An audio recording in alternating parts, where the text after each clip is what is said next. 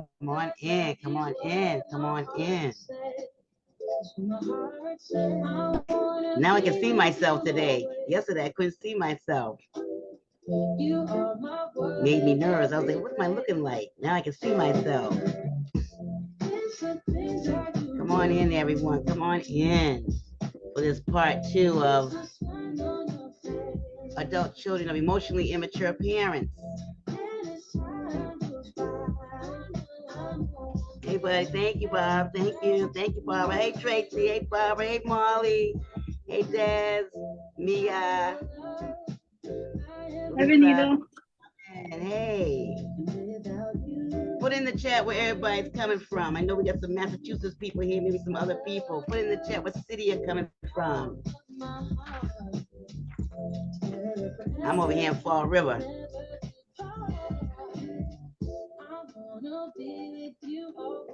All right. Medford, Cambridge, Rainham, and of course I'm in Fall River, Bridgewater, the capital, Boston. Uh-oh, San Francisco in the house.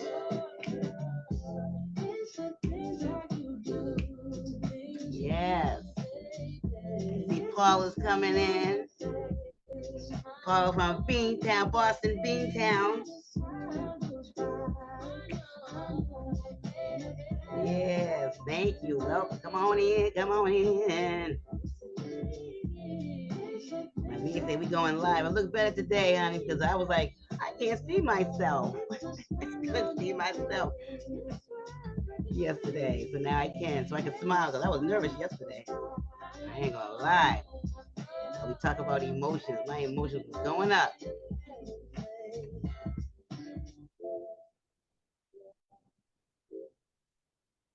Yes. Well, thank you, ladies, for coming, and men who will be here also. Thank you. Hey, artists, look at artists coming up in here. Hey, artists. How you doing? All right, California in the house. Oh, Paul, I miss you too. Yes, thank you, thank you, thank you. Thank you for part 2.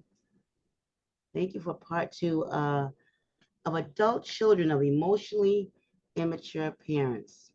So I'm going to ask everyone just to mute themselves, just so there's not a lot of background noise if they don't mind. So yesterday,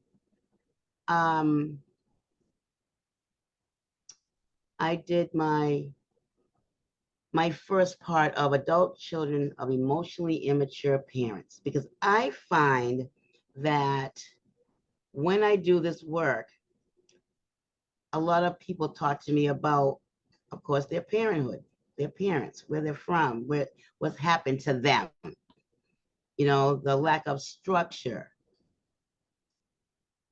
some of the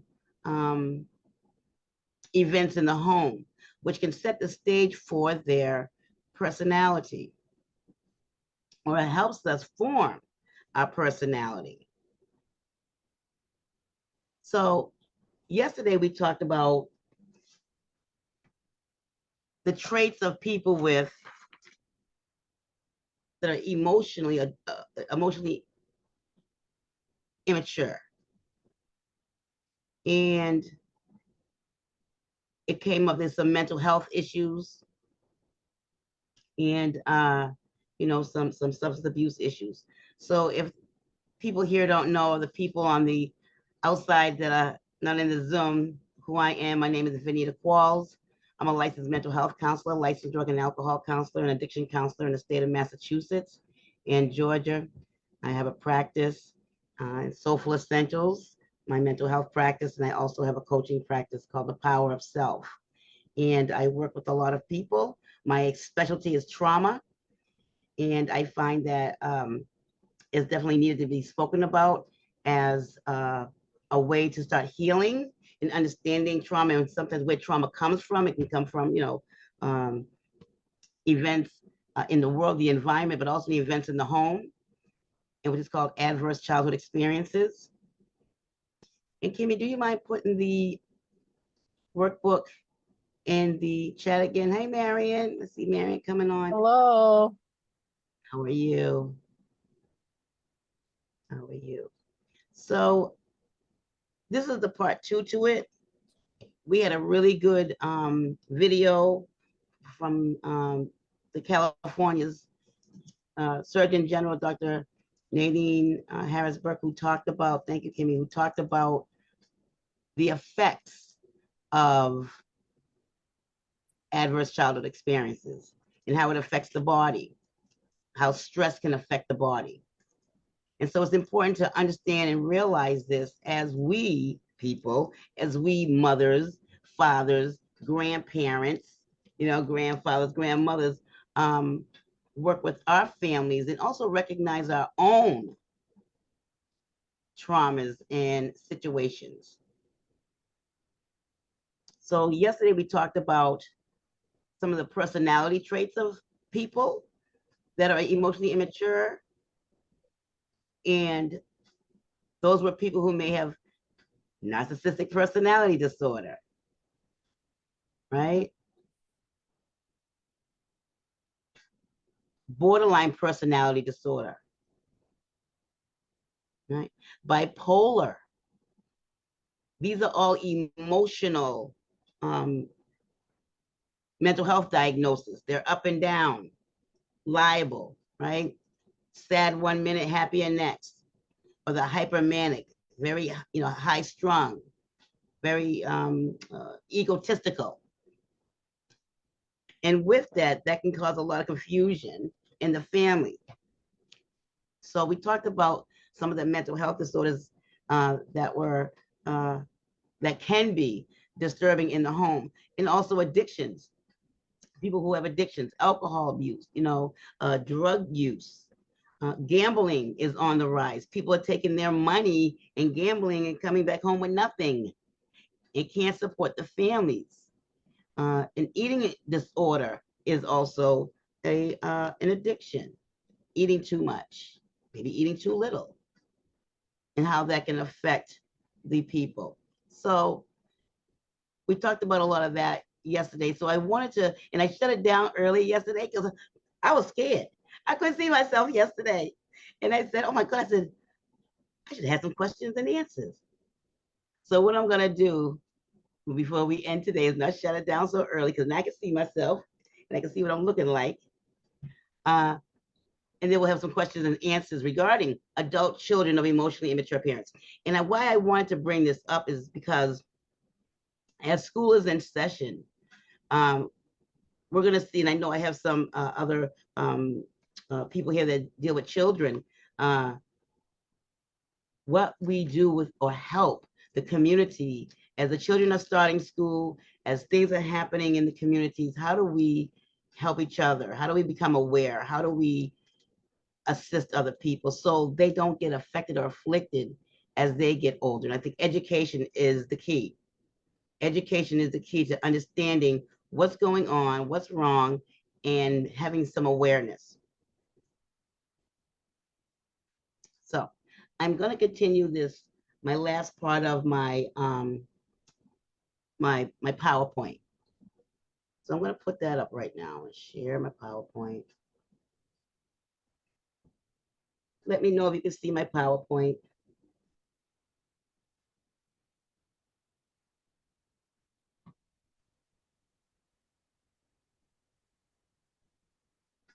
Can everyone see my PowerPoint? Yes. Yes. Great. Good. Okay, let me get it ready. So when I created this PowerPoint, I created it based on some of the things that I know and learn from when I do some of my work. And so yesterday we stopped at Maslow's hierarchy of needs. And the reason why I stopped at Maslow's hierarchy of needs, I thought it was important to understand certain elements, skills, and requirements we need as human beings to come into our self-actualization. But what happens to people in trauma, they lose self. a part of self, a part of their identity, a part of who they are or who they can become. And what happens is depression takes over, anxiety takes over, low self-esteem takes over, low confidence. And so if we can recognize what basic needs people need to get into self-actualization, people can work towards that. So what we talked about yesterday in closing, we talked about Maslow's hierarchy of needs, which says we need food, shelter, water, warmth, and rest. That's the basic needs that you see right here, the basic needs. Those are the basic needs human beings need to build that foundation. And then there's safety needs, security and safety. Massachusetts is known for a lot of their programs. We have a lot of shelters, and we help the communities. We help people that can't help themselves with their basic needs, their food, shelter, water, warmth, and rest. And from once that happens, they can get to a place of safety, the safety needs. I feel secure, I feel good. I can start thinking better, doing better, walking better, talking better. I have a sense of pride, right? And then it comes into belongingness and love needs. They're starting to have intimate relationships. They have better friendships. These are all psychological needs. In my mind, I'm thinking better because I'm healing. I feel better with myself and I can do better, right? When you know better, you do better. And then there's the esteem needs, prestige and feeling of accomplishment. In the belongingness and love needs and the safety needs, here people are starting to go to work, they're working part-time, they're taking their medication, they're going to school, they may be in therapy, they may be in a group therapy. Whatever it is to get to the place of feeling good, and that esteem starts to increase. I don't feel down anymore. My anxiety has decreased. My depression is diminishing. I feel self-confident. And as that happens and continues to happen, we come into self-actualization, achieving one's full potential, including creative activities. Right? Now I'm able to be more creative. My concentration is great. I have a long-term goal that I've been with for 6 months to a year. I've been stable. And that's how we get into the self-actualization, which is what every human being, I think, is trying to aspire to. Who am I? What's my full potential? When I decided to do this, I was fearful. I was scared. And I have my friends saying, you got this, you got this. I have my coaches, and you have this, you got this. You know what you're doing. You've been doing this for over a long time, over 40 years helping people, over 40 years in the human services. So maybe I had to come into self-actualization. Like, this is my thing. It's to help with wellness, to help with people to come into self-actualization. Right? I've helped a lot of people with helping them look how beautiful that they are inside. Yes, things happen to people. Yes, trauma affects us all. But we can't define ourselves through our trauma. And that's the type of work that I do with the people that I have worked with. Because I think all human beings want to be their best and be at their full potential. So that's why I put that Maslow's hierarchy of needs to look at. There is a stepping stone. There is a way to get to self-actualization. And yes, it does take time. But here's the building block. Here's the foundation. Here's the basic needs. Here's the psychological needs. And as you get to the psychological needs and maintain and stabilize, you can come into self-fulfillment needs. And I love when I'm working with some of my clients and I hear that they're doing well. I hear that they're telling me I'm healing. I'm understanding more. I'm understanding me. They don't know, it makes my soul sing. So in that, the impact of ACEs, adverse childhood experiences, can lead to various adverse outcomes across the lifespan, including physical health, physical problems, chronic diseases, heart disease, diabetes, or obesity, How many people do we know? And I'll be the first one. When you feel a little down, what do? I go to eat. I get my soul food. I get my soul food. Some people reach for a chip. Some people reach for candy, you know, whatever it is. Whatever it is that's going to make me feel better. But as we do know, the more of that is not good, right? And so we have mental health issues. These are the impact of ACEs across the lifespan. And if we don't recognize it now, these are the effects that could plague us. Depression, anxiety, PTSD, post-traumatic stress disorder, and suicidal tendencies. When a person is depressed, they can't get out of bed. They can't wash themselves. They can't help themselves, so they can't help the family. They can't help their children. Anxiety. Anxiety is unrealistic, excessive worry.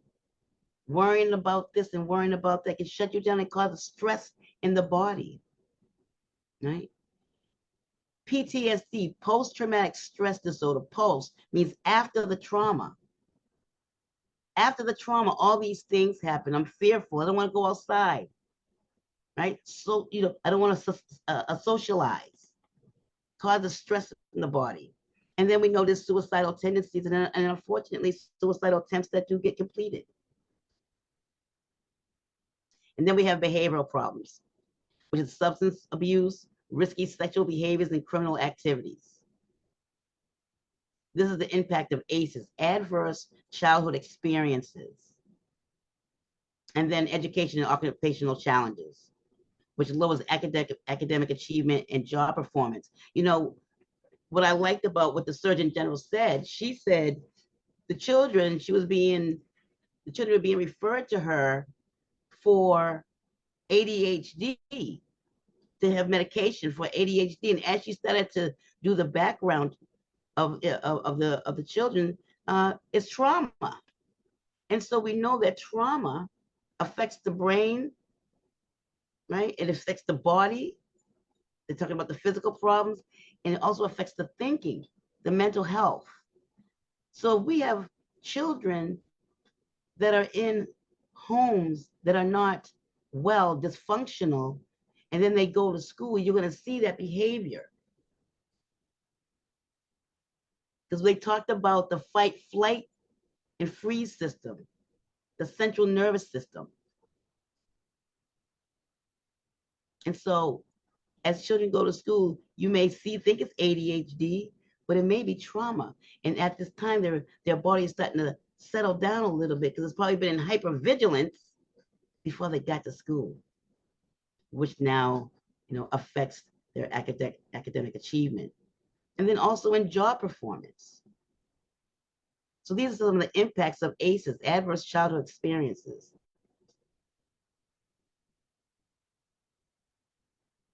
Mechanism of impact, how ACEs affects you. Toxic stress. Stress kills. Stress puts, physical, you got shoulders, you got your heart racing, you got yourself sweating, your palms are sweating, your forehead sweating, you're tapping, you're moving, you're shaking.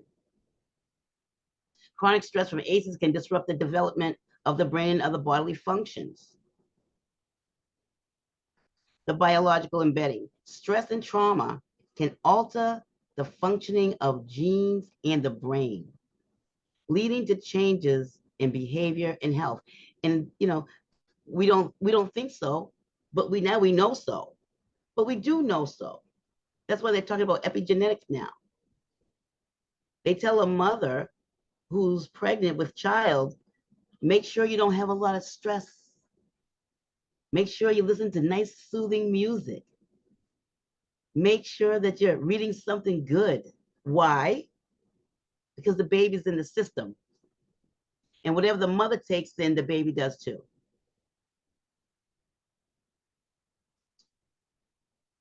Health behaviors. Individual with ACEs, adverse childhood experiences, may adopt unhealthy behaviors as coping mechanisms. I call them defense mechanisms. And we all have them. We all have a coping mechanism that saves us from harm. And some are good and some can be dysfunctional, can be harmful. And we have to recognize that. And this is how stress affects the body. Here it says the brain. Difficulty concentrating, anxiety, depression, irritability, mood, mind fog, right? The cardiovascular, higher cholesterol, high blood pressure, increased risk of heart attack and stroke. Joints and muscles, increased inflammation, tension, aches and pains, muscle tightness. And the immune system, decreased immune function lowers immune defenses and increases the risk of becoming ill, right? And then the skin is hair loss. People stress themselves out and they say, oh my God, my hair fell out, right? Dry and brittle nails, dry hair, dry skin, acne, delayed tissue repair. Your body's in trauma. It's in a stressful state. You get cut, it might not heal up quickly, right? And then we have the gut. Nutrient absorption, diarrhea, constipation, indigestion, bloating, pain, and discomfort. And then the reproductive system. Decreased hormone production, decrease in libido, and increase in PMS symptoms. So this is how stress can affect the body, and it's very serious. But we don't look at that. We don't look like that that's an issue. But it is.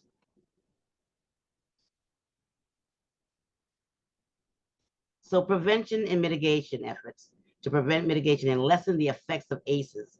This can include education and awareness. This is what I'm doing right now. I'm trying to educate people on the effects of adverse childhood experiences, which is really important.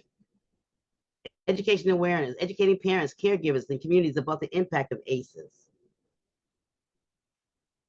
Support systems, providing mental health services, counseling, and support groups, which is important.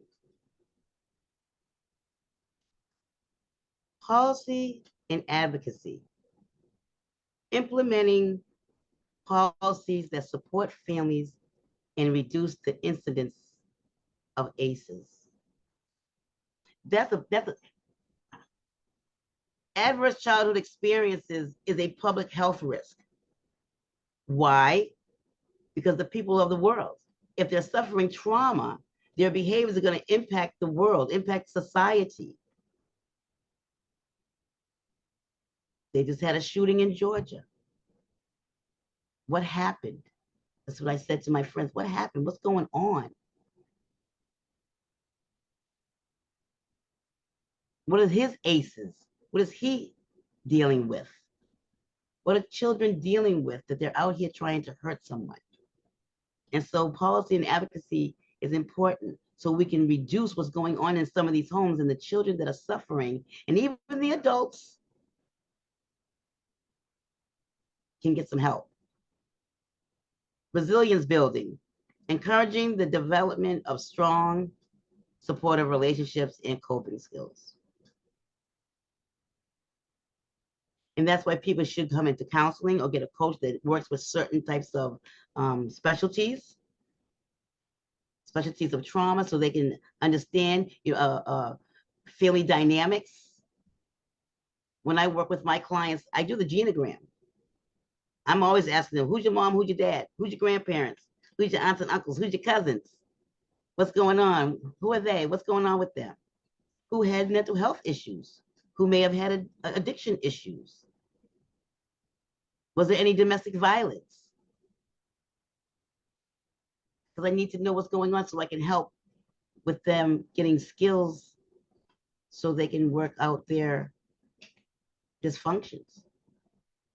So some of the preventions and mitigations. And then some skills and strategies.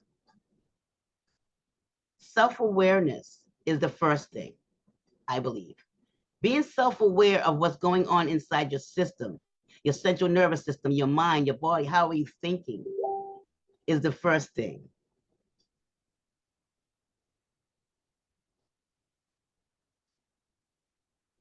Self-compassion.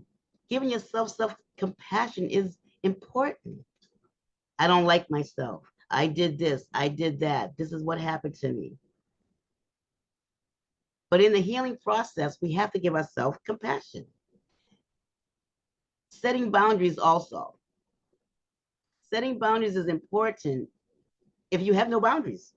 You know, if everything is just yes, yes, yes, then things are going to happen. And so when you're in the home with, as a child, that's very hard to do. But as you get older, you can learn on setting some boundaries that can help protect you. Some other skills is building support systems, having a tribe, meeting like people, talking about things that, you know, are causing you some problems, and having a strong support. And reparenting yourself. This is a big one. How do I reparent myself? How do I not be like my parents? How do I not be like my mom? How do I not be like my dad? You know, when I work with people, they say, I don't want to be like my parents.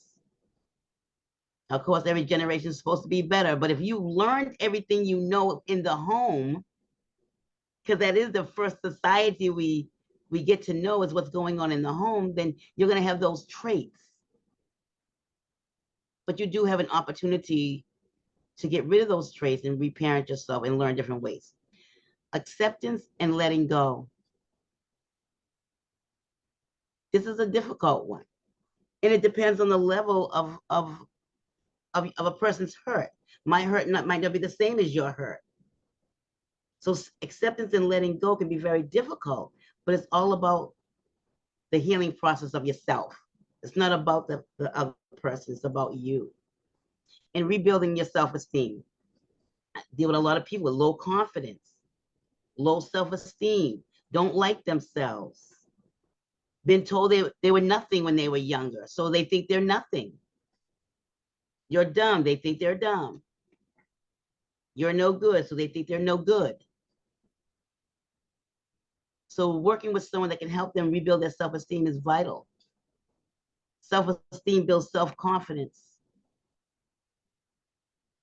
And self-confidence builds up to self-actualization. Forgiveness, another one that's hard too. Why should I forgive the person that maimed me, that hurt me, that did these awful things and said these awful things to me? Well, forgiveness is not for them, it's for you. As they say, you can block your blessings. People are walking around hard out here because of lack of forgiveness. It's optional. Processing grief. And this is a hard one too, is to process your grief. Grief and loss, grieving. I'm grieving my past, but if you grieve the past, you have an opportunity to accept the future. Building a new identity. This is why some people come into counseling or come into seeing a coach. I want something new. I need a new me. I want a brand new me. Well, there's certain things you have to do to get there. And we saw that in Maslow's hierarchy of needs. But we also know by doing other things such as forgiveness and acceptance and letting go and reparenting yourself, you can become a new identity. And being patient and having perseverance. We have to be patient with ourselves. There's people, this is adult children of emotionally immature parents. There is 60-year-old men and women still talking about their parents and what they did or what they didn't do. 70-year-olds, 80-year-olds. And so in the healing process, you gotta be patient. You gotta be patient with self. because there's years of stuff to get to the healing process. And I do believe that everyone has an opportunity to heal with perseverance. And then you can also reclaim your narrative. I can rewrite my story anytime, any day. Rewrite it, reclaim it, and write it over. And so these are some of the skills and strategies that people can do as they work on the healing process of dealing with emotionally immature parents. People look good on the outside, but they're hurting on the inside. This is what I see. We see people walking around beautiful, lovely, lovely, lovely. But on the inside, they're hurt. They're on the brink of possibly jumping off a roof. Unfortunately, that happens. But we have some skills and strategies that you can do. Reclaim your narrative, right?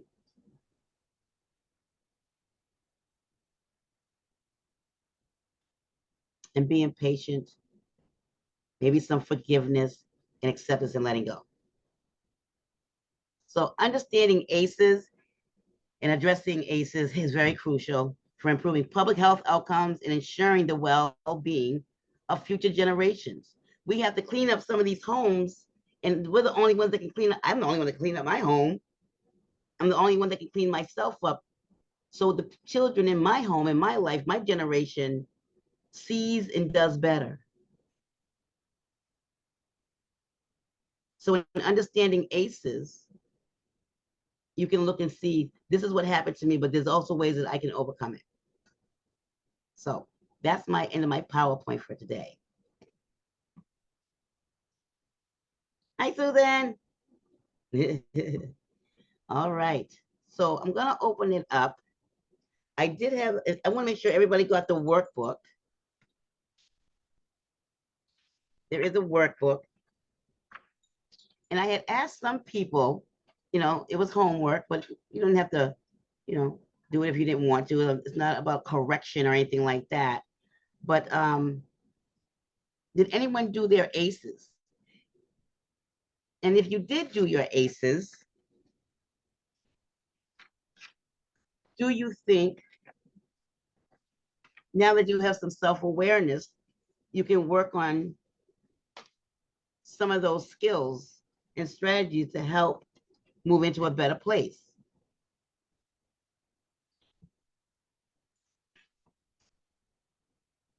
The adverse childhood experiences, the assessment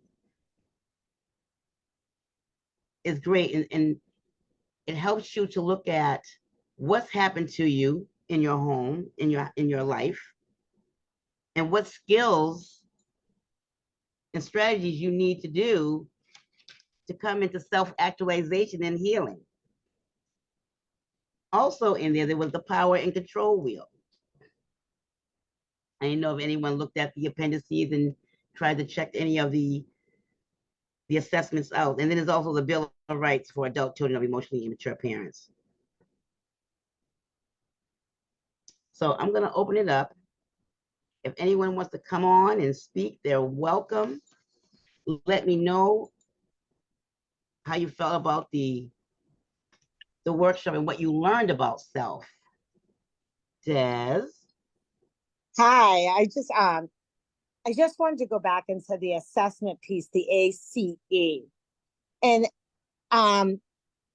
looking at that assessment, you're thinking about family history and what you've been exposed to. I don't hear you talk about families that just don't know any better. This is how they were raised. This is how, and so this is all they know. And Absolutely. And it's not done to be out of malice. I just don't know any better. This is how I was raised, and I became either successful or trauma happened later on. But especially when you're dealing with like first generation to the United States, the little different mind frame of like, this is the only way we can make it, and parents are very hard and confirmed. So is it considered to be abuse, or like, I'm kind of on the fence of learned behavior. Correct. I, Correct. Go ahead, Des. I know. When I look at this, I'm like, well, then I also have another mind frame. It's like, well, I know better now, and I'll do better. But, um, but I don't know if my parents knew better. Mm. Mm. I think this is what they either can break the cycle or repeat the cycle, and this is all the tools they had. So I'm not. Well, I agree with you. When I work with people, I mean, we all know that, we know that, in certain cultures and communities, discipline, you take a branch off the tree and make sure that that stick was green, and you give them a whipping, what is the level of whipping and discipline and it being abuse? And this is culture, and so we have to define what is there a level of understanding of what is abuse, what is neglect, what is dysfunction. And I think that as people come outside their homes, they get to see how other people live. And that's why it's called adverse childhood experiences. Adult children of emotionally immature parents. Now, it's not saying that the parent is bad, but this is what I was raised. I was raised to do it this way. And this is how I've done it. But it's learned behavior. How do we undo some of the dysfunction of some of that learned behavior? That's the big thing. And that's what they talked about, building support groups, talking about this in church, talking about this in some of these church meetings, some of these social programs, getting some different skills, changing the mindset. You change the mindset, you change the narrative. But we also know it takes a village to raise a kid, to raise a family. And this is why I wanted to do this particular topic, because it is important. We're all here as mothers, grandmothers, aunts, uncles. We have all seen certain things that are not cool. We know things that have happened in other people's houses. How do we go about assisting them? Is to say, we have to sometimes say, that's not right. This is not the way it should have been. You can't change the past, but you can change the future. I won't do my children that way. I have clients that say, I don't want to be like my parents. I'm going to do things differently. I'm going to change them. I'm going to break that generational curse. But we have to know that it's a curse. As children, we know children have a limited voice. And that's the issue in some of these homes. Our children, we know in some communities, children are seen and not heard, depending on how far back in culture you go. Children are seen and not heard. I couldn't voice my opinion. I get a whipping, I get spanking. I had to go, couldn't eat, had to go to my room. And so I think now, as we continue doing these workshops, and I know what you do for work, Des, having more group topics of some of these important topics, people can get a different mindset and then change their behavior. That's what it's all about, is having these group conversations, talking about mental health, talking about culture, talking about what's going on in some of these homes, and people can change their mindset. And of course, you're going to get the naysayers, and you're going to get the ones that say, well, I'm not going, I've been good, I'm all right. I don't know about that. But this is the first, I think, is the first step, is to bring this out to the forefront and have these conversations about, because there's a lot of people that are suffering, a lot of adult people that come in and they're talking about their parents or their husband and what they're doing, how he's doing, or what their wife and how she's doing based on childhood experiences. So I believe just having these continued workshops is important, so we can get the information out there so people can change their mindset. When you change your mindset, you change your behavior, and you can change.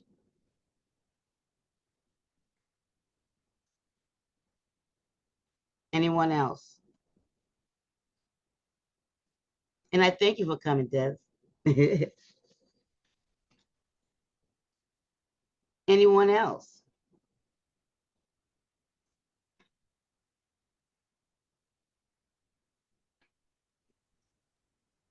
I'll take a crack at it. Oh, come on in, RJ. Good afternoon, everyone. That example you gave, where some cultures they take a tree branch and they make sure it's the most sharpest, pointiest ones. That's definitely in my culture, the Haitian culture that I grew up on. So when you said that, I'm like, oh, it's in my head. So that's most definitely, I guess, a folklore. I guess in that culture that they believe, the more aggressive uh, correction you do with the child, that I guess they will, shape up and walk that straight line to the point they get older and stuff. But that's not true.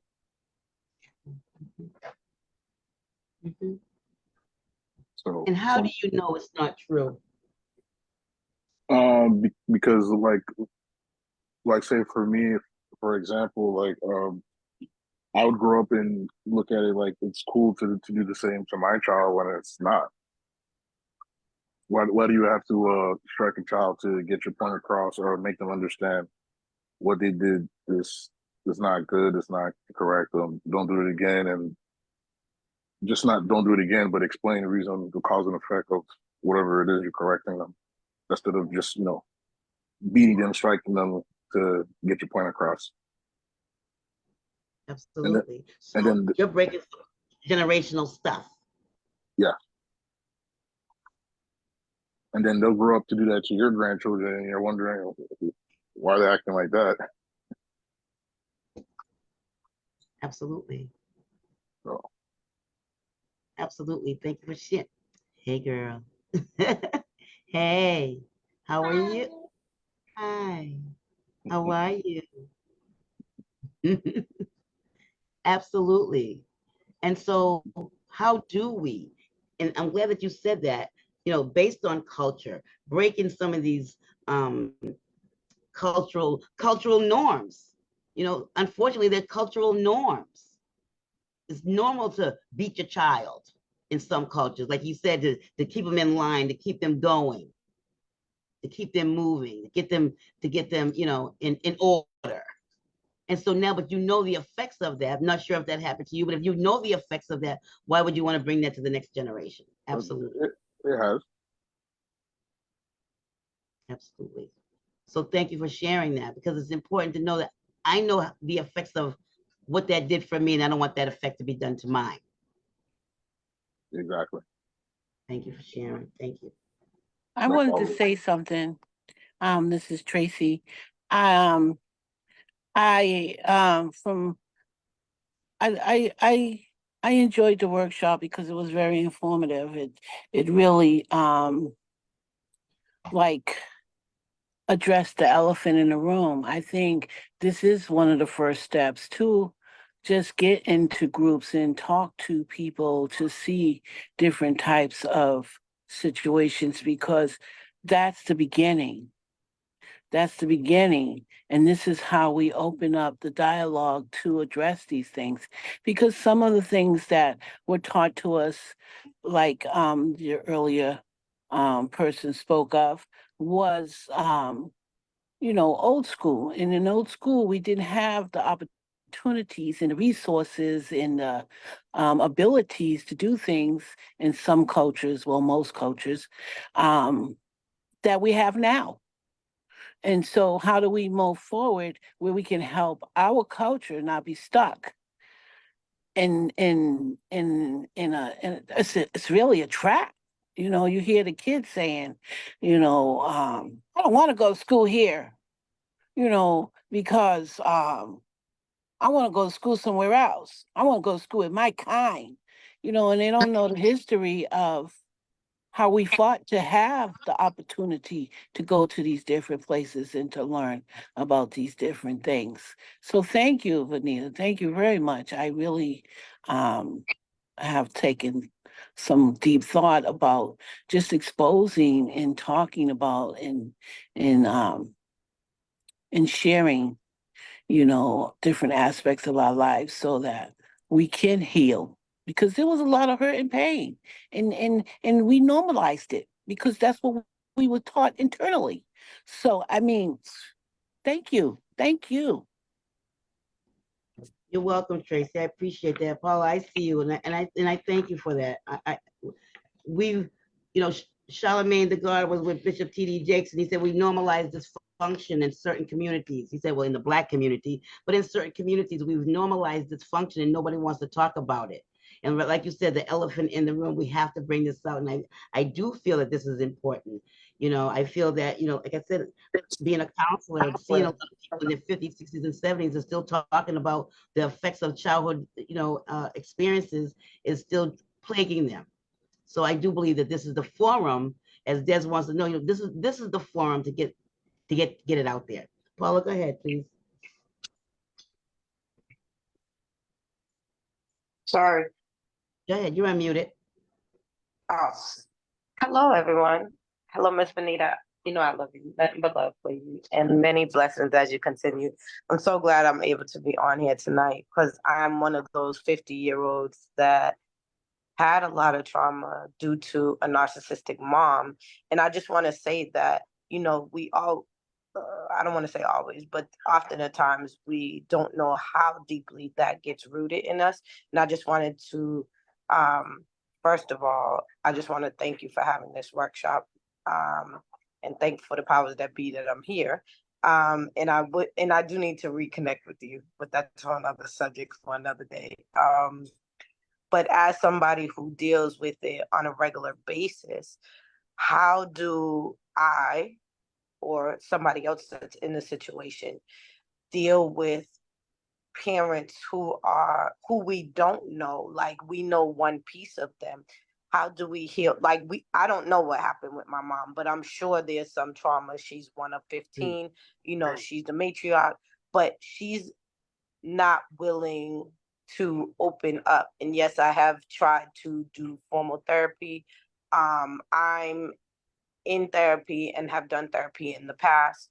And I'm tired. I'm kind of tired of talking about my mom. Like, I am 50, but when people ask me things, like, it reverts back to her because it's part of the problem.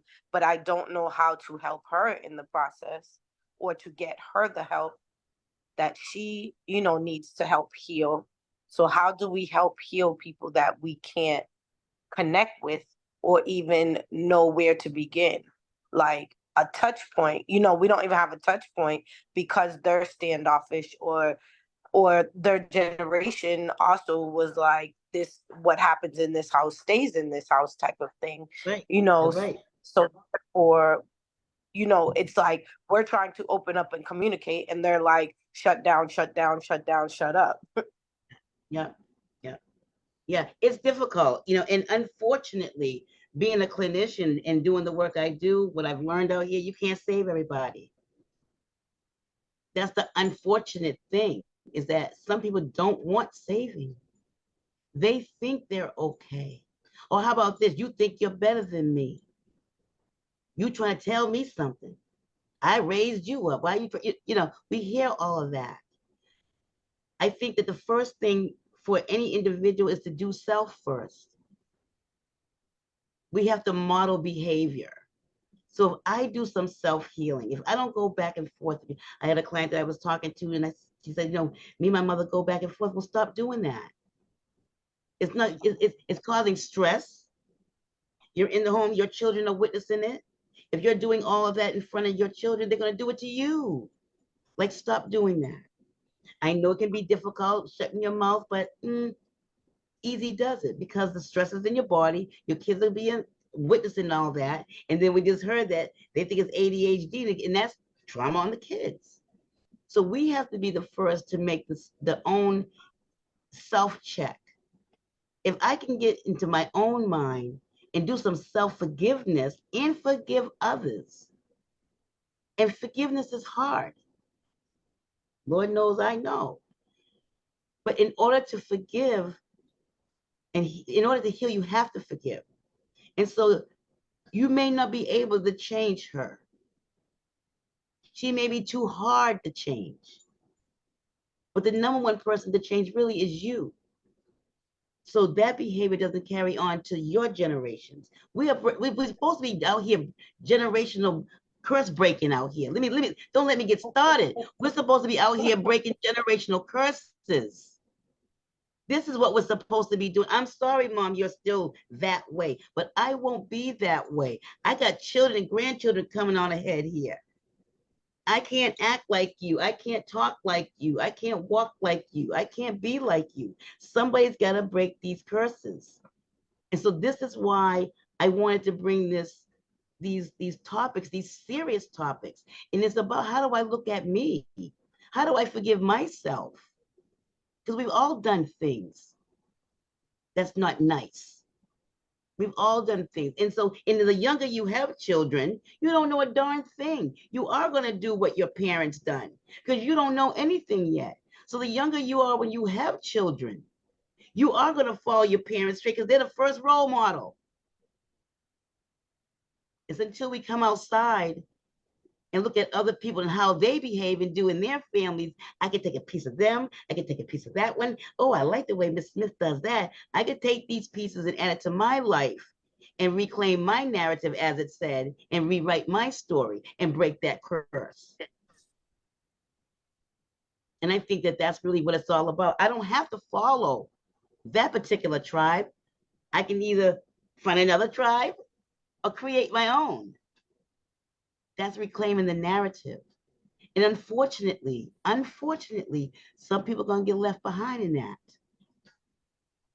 But at this time, when we claim to change a new narrative and people don't want to change their ways to come into that new narrative, you know, hey, sometimes we got to leave them behind.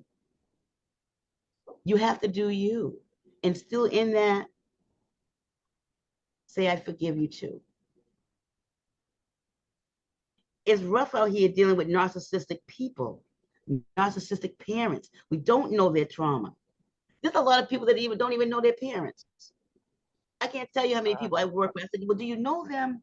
You know them as mom and dad, but you know them as man and woman. These multiple roles we humans play.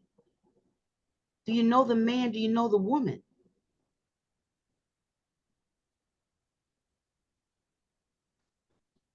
And in that, knowing their history, coming from other countries, dealing with what they dealt with, they may be parenting on trauma responses. And that's another whole workshop. Don't get me started up on this doom. Like, really, like people are parenting on trauma responses. And that's why they're narcissistic. That's why they have certain personality traits or certain mental health issues.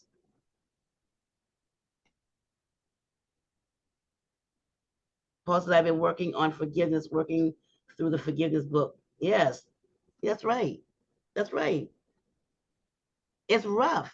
And so parents, some of these parents, and it's not to give anybody a pass. It's to get an understanding. The Bible says with all things get an understanding. It's just to get an understanding. To say, okay, this is what happened to you. This is why you have poor parenting skills, because nobody parented you. Remember, we had children raising children.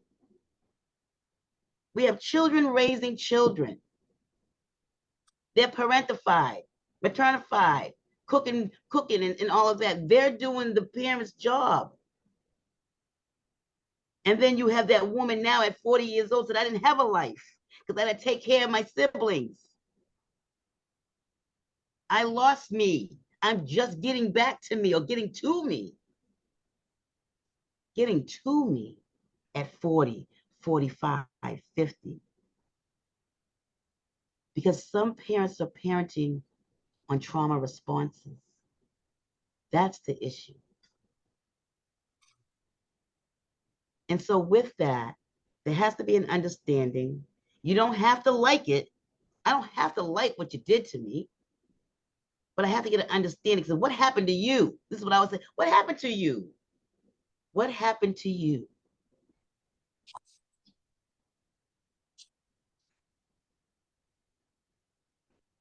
Anyone else? Thank you, Paula.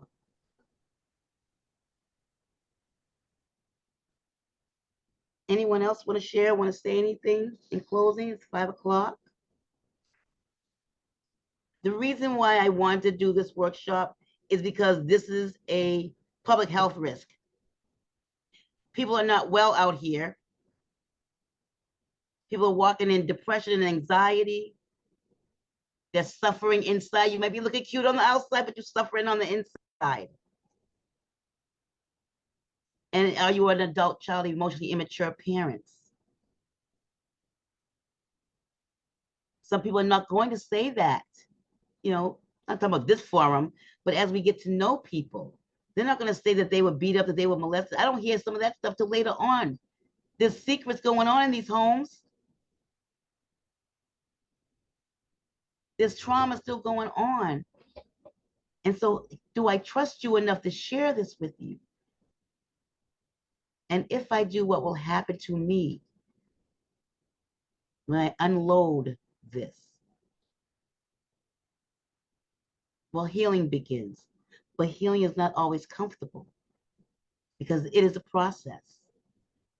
And I always say, I say to people, we're like humans like a big walking wound, or a big walking scab, or a big walking wound.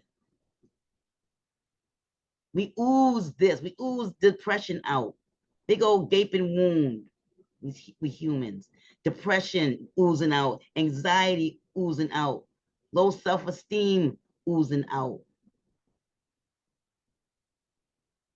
But healing is possible. The Band-Aid, the temporary Band-Aid, is number one, not coming into counseling or coaching and dealing with someone that can help you go through that. Self-medicating on whatever it is you're self-medicating on, and not getting down to the root and coming into a place of forgiveness.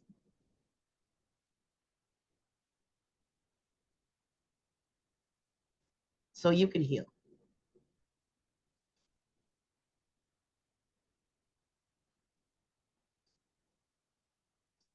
So does anyone else have anything to say? Anything about the workbook?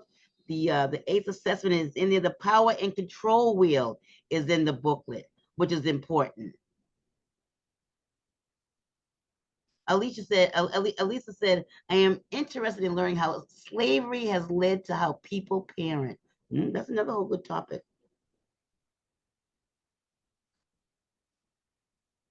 Right? If you want to take the time out to do the assessments, do it for yourself. And there's a Bill of Rights in there for adult children of emotionally immature parents. Look at the Bill of Rights. See what you're giving yourself permission to do. You can give yourself permission to heal. You can give yourself permission to say, you know, I can forgive you. And forgiveness doesn't mean always sometimes I have to go and play with you. It just settles the soul for you.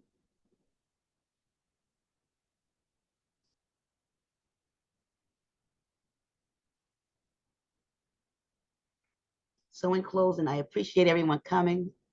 Thank you so much. I'm better today because I couldn't see myself yesterday. And I hope that this workshop, as I'm going to do another one, same topic, same information, but you can share this information with your friends, your family members, maybe your mom and dad. Sit with this. Yes, artists, come on off. I just have a question. I understand this is like from a different perspective, but I deal with children, and I'm wondering, is there like a flip side, like rather than dealing with these issues that you grew up with, like as you're going through them? Is there something that can help to prevent you from, like them tagging on to you or you holding on to them to get to the adult to then have to try to reclaim a narrative? Is there something that can be done along the way for children? Sort of a early intervention or a prevention or something of that nature. I think that when you're working with children, it's always about the parents. I've worked in community health centers. I've been around, and as I was doing in-home therapy, IHT, in-home therapy, and they want you to work with the children. Like, why am I working with the children? I said, I need to be working with the mom and dad. The children's behavior is a reaction to the parenting.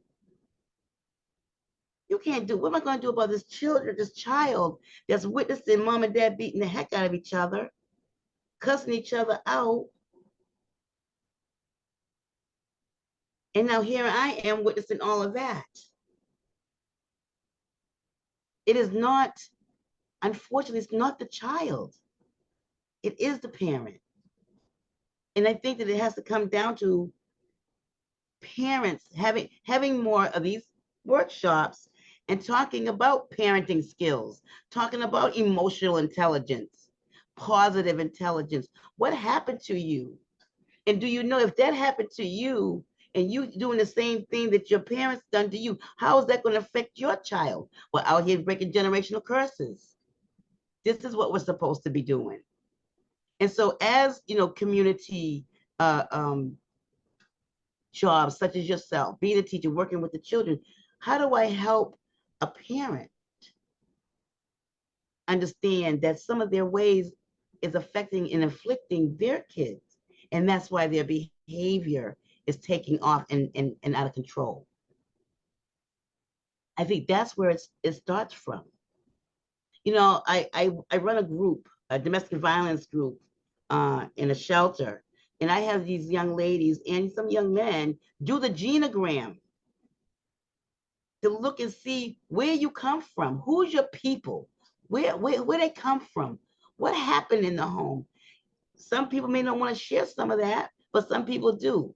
And when I gave this genogram to the clients, they were just like, I need another extra paper. And they started to talk about the effects in the of their home life and what they witnessed in the home. And that's why they're probably dealing with narcissistic men or narcissistic women or dealing with an abuser, because they witnessed that in the home themselves. And so they've carried on that same thing. They said, I don't want this for my kid. I don't want this. I want to be the generational curse breaker. But it starts with the education of the parent. That's where it comes from. Educating parents. And it's not to say that the parents, because people are going to be on a defense. Why? Because that's their defense mechanism. I'm going to be on a defense, right? Denial, right? Minimizing, rationalizing these defense mechanisms and recognizing that. But it's getting to them and say, this is what's happening with the child. And if there's something that, we could do, can you want to talk to me? Somebody I can refer you to?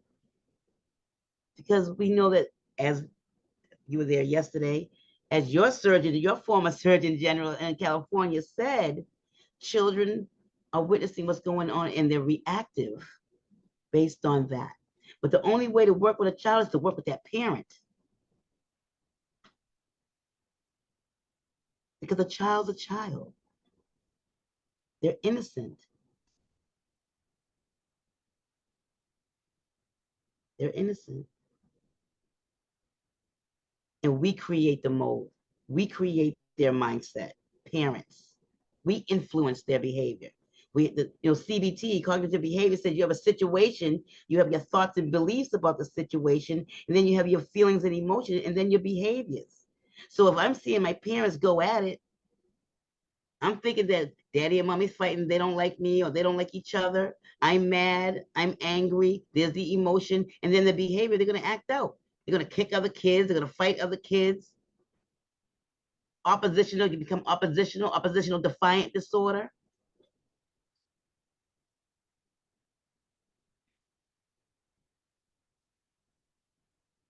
So it is with the parent.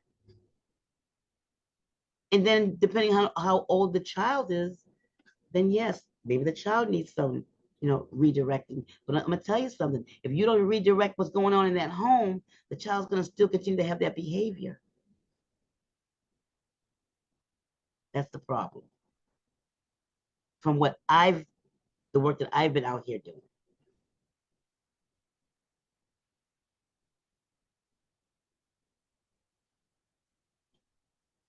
Parenting workshops are needed, and they're far and few. I don't know what other people's community agencies are out here doing as far as community, doing parenting workshops, but it's definitely needed.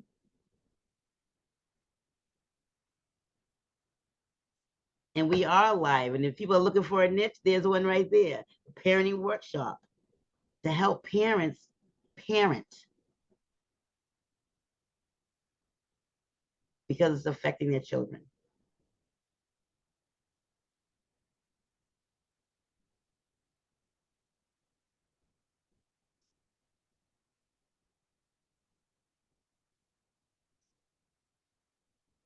Miss your artist. Anyone else?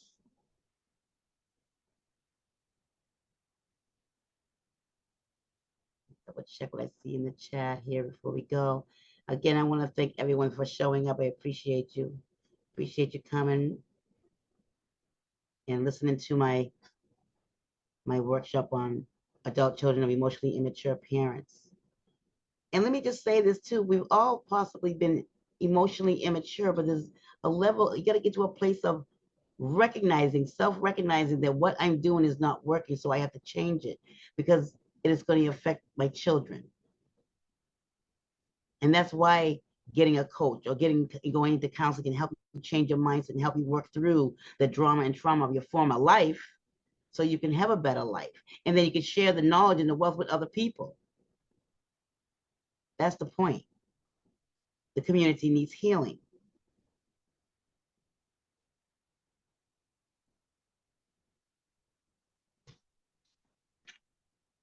So I thank you. Does anyone else have anything to say before I go? Because I got off that thing yesterday so fast.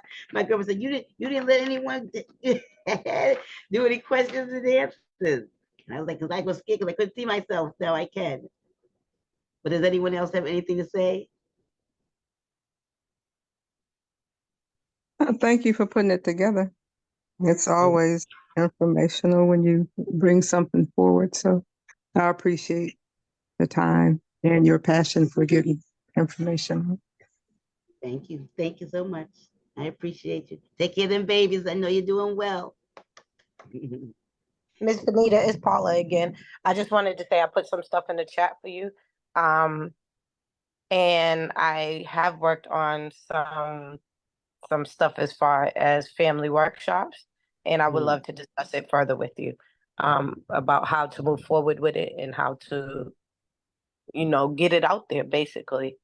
And as well as the domestic violence, I also did a workshop for that, so I'd like to discuss that with you as well. I put my number directly, I sent it directly to you. So I'll look at that. Thank you, Paula. Thanks for coming. thank you for having me. Thank you. This just reignited everything that I was talking about. Like, this is so in line in everything. I was trying to find my book, but I realized it's in the car and I didn't want to miss anything while you were talking because I was going to go run and get it. But I'll send it to you so in case somebody else is interested in the Iyanla Vanzant book on forgiveness. It's very helpful and it's very detailed and it's very, so I'll send it to you and then you can send it out however you need to the group. But it's just in alignment with everything I've been working on for like the last 2 to 3 weeks. So I appreciate you times 2, I guess, and times 1,000 to infinity. All right. Thank you. I appreciate you. Thank you so much. Thank you so much. Anyone else? And I just want to say in closing,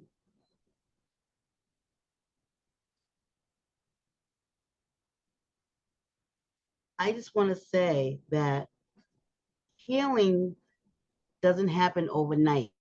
It's a process. And so take the time to sit with yourself, love yourself, give yourself some compassion and grace as you work through some self-forgiveness, forgiving others. Because Jesus says, forgive them, Father, for they know not what they do. And maybe they didn't. Maybe they didn't, because that's what was done to them, and they thinking they're doing what was correct. And again, not giving anybody a pass. It's just about getting understanding. But we do have the right and the opportunity to break generational curses. So I was hoping that this workshop can be that for some people to get some of that awareness. So it's 5:13. Thank you for coming. I may be putting this back on again next week. I may see you all then. All right, everyone. Look forward to it. Thank you. Hey, Joanna. Thank you. Thank you. Hey, Thank RJ. you.